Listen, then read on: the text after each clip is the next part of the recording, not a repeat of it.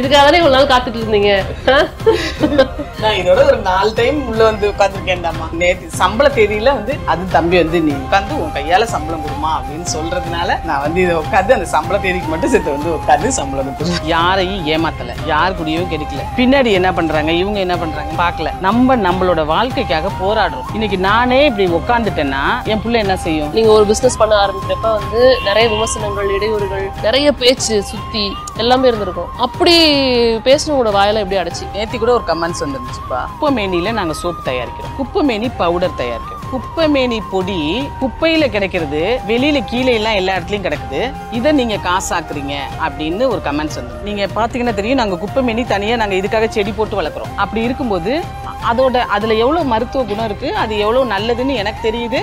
அதை நான் யோசிக்கிறேன், அதை நான் காசாக்குறேன். அது அவங்க அதை ஏன் யோசிக்கல? இப்போ நான் இது பண்ணுறது எதையுமே நானாவே எதுவும் பண்ணலை.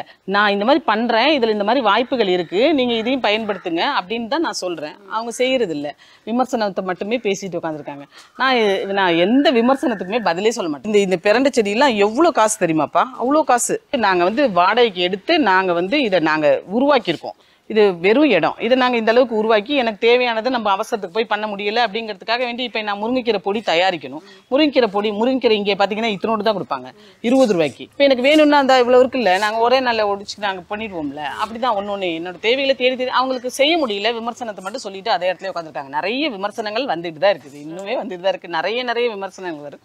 ஏன்னா இப்போ நம்ம வளர்ந்துட்டோன்றதுக்காக வேண்டி சொல்கிறா அப்படிங்கிற மாதிரிலாம் நிறைய இருக்கக்கூடாது.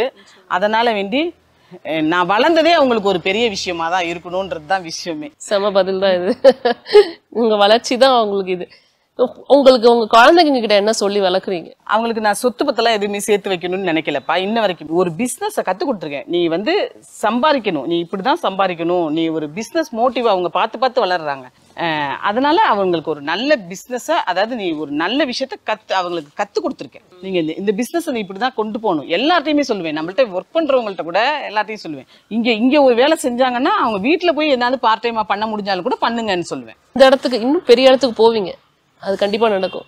இந்த இடத்துக்கு வருவோம்னு நினைச்சு பாத்தீங்களா? இப்ப வந்ததுக்கு அப்புறம் எப்படி இருக்கு உங்களுக்கு? யாரையும் ஏமாத்தல, யார் கூடயும் கிடைக்கல. நம்ம பின்னாடி என்ன பண்றாங்க இவங்க என்ன பண்றாங்கன்னு பார்க்கல.